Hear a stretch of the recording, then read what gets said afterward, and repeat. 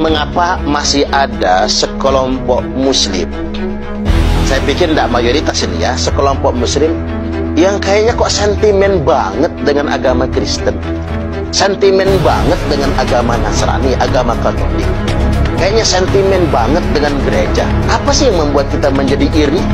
Apa sih yang membuat kita menjadi benci?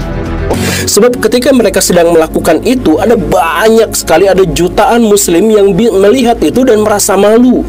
Orang yang beragama Kristen itu punya hak sama dengan orang yang beragama Islam. Semuanya dijamin konstitusi.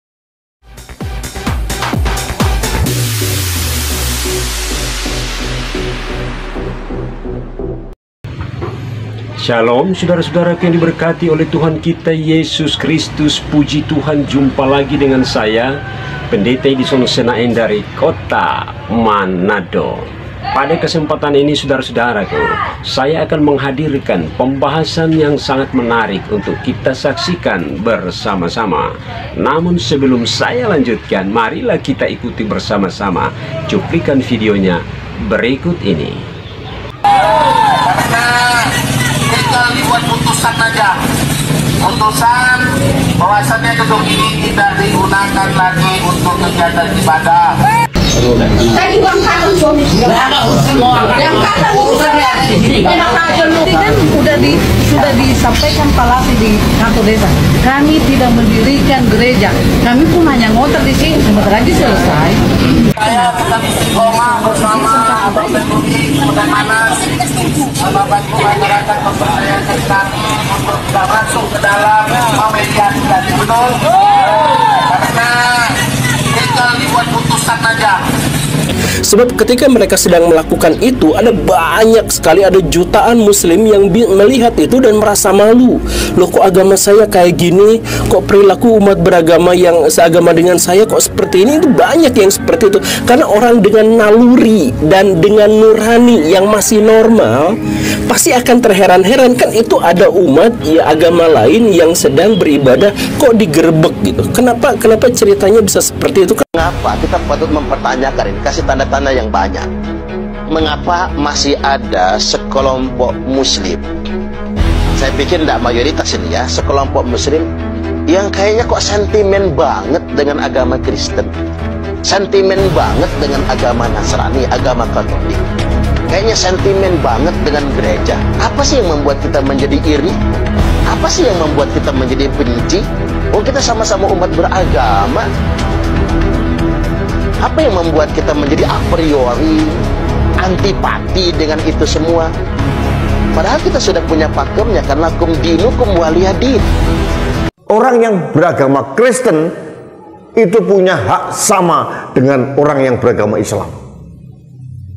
Semuanya dijamin konstitusi. Nah, pertanyaan saya dari Polresta, dari Kodim, dari Dan Ramil, dari Camat, dari Bais, ngerti nggak konstitusi? Masa hanya peraturan dari FKUB, Forum Komunikasi Umat Beragama, mengalahkan konstitusi? Ini kan aneh. Kasihan loh sahabat-sahabat saya yang minoritas ini, terus tergencet dan tergencet. Nah, sekarang mereka ingin beribadah di rumah ibadah mereka sendiri. Kita melarangnya, alasannya apa? Karena belum ada izin. Mengapa belum ada izin? Karena memang tidak diizinkan. Saya belak-belakan aja nih Pak, masih banyak oknum pejabat yang menghalang-halangi pendirian rumah ibadah. Saya kalau bisa marahin pejabat itu tak marah, bener aja. Sayangnya saya ini bukan pejabat yang lebih tinggi, kan begitu. Kok ada ya? Dan saya menyayangkan Bapak Ibu ketika, mohon maaf ini, pemerintah daerah tidak bisa menyelesaikan masalah. Sebab ketika mereka sedang melakukan itu, ada banyak sekali, ada jutaan muslim yang melihat itu dan merasa malu. Loh, kok agama saya kayak gini? Kok perilaku umat beragama yang seagama dengan saya kok seperti ini? Itu ada jutaan orang Islam merasa sangat malu dengan perbuatan-perbuatan saudara-saudaranya sendiri yang mempersekusi atau mengganggu ibadah agama lain. Memang benar saudara-saudaraku, di Indonesia ini tidak lagi bisa dipungkiri begitu banyak orang-orang yang sangat alergi dengan ibadah agama lain, sangat alergi dengan ibadah-ibadah terutama agama Kristen, saudara-saudaraku, karena agama Kristen adalah agama yang paling dibenci oleh mereka, dan saya juga tidak mengerti mengapa mereka membenci ibadah-ibadah Kristen. Dan itu aneh, saudara-saudaraku, padahal kita di Indonesia ini sudah dijamin oleh konstitusi negara, Undang-Undang Dasar 1945 pasal 29 ayat 2, bahwa negara menjamin kemerdekaan tiap-tiap penduduk untuk memeluk agamanya masing-masing dan untuk beribadah menurut agama dan kepercayaannya itu.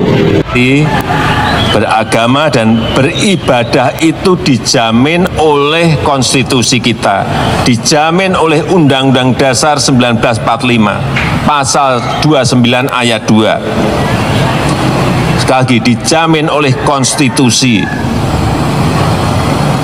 Ini harus ngerti. Dandim, Kapolres, Kapolda, Pangdam harus ngerti ini. Kejari, Kejati.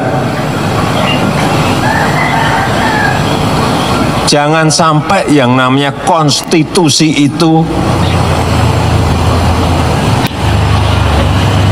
kalah oleh kesepakatan. Ada segelintir umat-umat muslim, saudara-saudara tuh, dan ini tidak lagi bisa dipungkiri karena itu sering terjadi di Indonesia ini, saudara-saudaraku, sering terjadi mempersekusi umat-umat Kristen yang sedang beribadah. Bahkan ada pejabat yang turut serta, ya, turut serta kerjasama dengan mereka untuk mempersekusi umat-umat Kristen yang sedang beribadah atau melarang orang Kristen beribadah di tempat-tempat tertentu. Dan ini sangat disayangkan, sangat disayangkan. Pembukaan UUD 1945, ya, bahwa sesungguhnya kemerdekaan itu ialah hak segala bangsa. Segala bangsa berarti semua orang, saudara-saudara. Maka penjajahan di atas dunia harus dihapuskan karena tidak sesuai dengan peri kemanusiaan dan peri keadilan. Dan khusus pasal yang ke-29 ayat 2, bahwa negara menjamin kemerdekaan tiap-tiap penduduk untuk memeluk agamanya masing-masing dan untuk beribadah menurut agama dan kepercayaannya itu. Jadi tidak ada agama lain, ya, yang melakukan tindakan-tindakan melarang agama lain untuk beribadah atau untuk mendirikan tempat ibadah. Karena kita di Indonesia ini sudah dijamin oleh undang-undang dan hukum negara.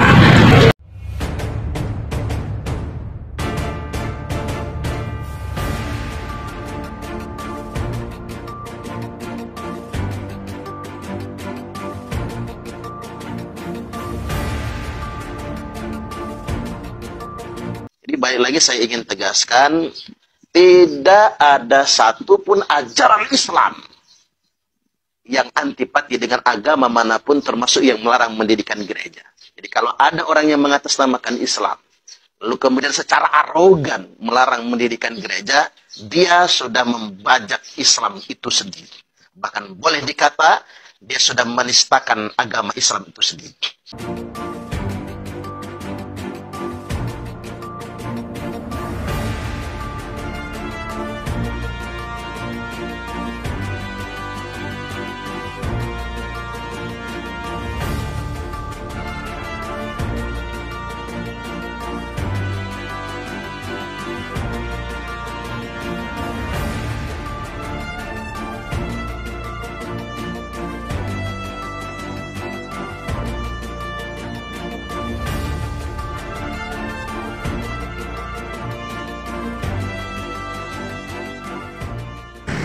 Ada demo di Tempe Tengah tentang penolakan pembangunan gereja.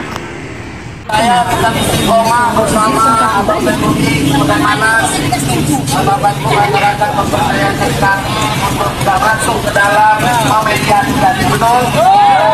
Karena Tadi uang kangen suami yang kangen urusannya enak aja lu kan sudah disampaikan Pak Lati di kantor desa. Kami tidak mendirikan gereja, kami pun hanya ngotor di sini, sebentar lagi selesai. Terus masalahnya apa ya? Kalau kami berdoa masalahnya di mana? Ketua FKUB sekarang tolong bedakan antara keduanya. Karena makanya Ketua FKUB menyampaikan Pak, rumah doa tidak perlu izin. Jangan pakai alasan izin, jangan pakai alasan izin. Maaf nih, saya ada datanya. Ratusan musola langgar masjid di Depok nggak ada IMB-nya. Puluhan ribu musola langgar masjid di Jawa Barat dibangun tanpa IMB. Itu di Jawa Barat doang. Gimana di seluruh Indonesia? Mungkin ratusan ribu, jutaan masjid di Indonesia tidak punya IMB. Ini data tahun 2019. Ya, jadi jangan pakai konteks alasan izin untuk mempersekusi ibadah non Muslim.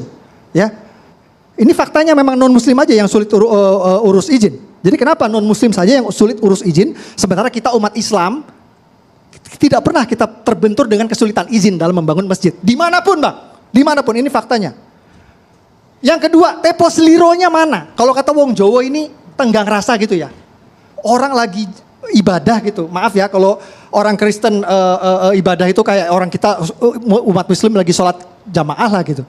Sekarang balikin ke diri kita, kalau kita lagi sholat jamaah ada yang datang, tiba-tiba bubar. Udah ada izin belum nih? Kira-kira perasaan kita gimana bang? Dan itu dianggap kebiasaan, dianggap normatif, dianggap kelaziman. Gila gak? Di negara ini? Gila itu. Nah sekarang mereka ingin beribadah di rumah ibadah mereka sendiri. Kita melarangnya alasannya apa? Karena belum ada izin. Mengapa belum ada izin? Karena memang nggak diizinkan. Saya belak-belakan aja nih Pak.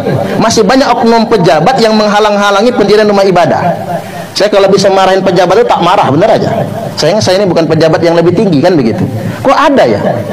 Dan saya menyayangkan Bapak Ibu ketika mohon maaf ini pemerintah daerah tidak bisa menyelesaikan masalah ini. Artinya Pak RT ini ada agar sama orang Kristen. Kebiasaan. Nggak boleh begini, nggak boleh begini. Sebetulnya Pak RT ini Lapor sama ibu ke sana, sini. Sini. Ajar kalian udah. Ini ada pemerintahan desa juga. Lapor aja. Sampai aja. Jokowi sendiri pun mau berhak ada lebih tenang. Mengapa kita patut mempertanyakan ini, kasih tanda-tanda yang banyak.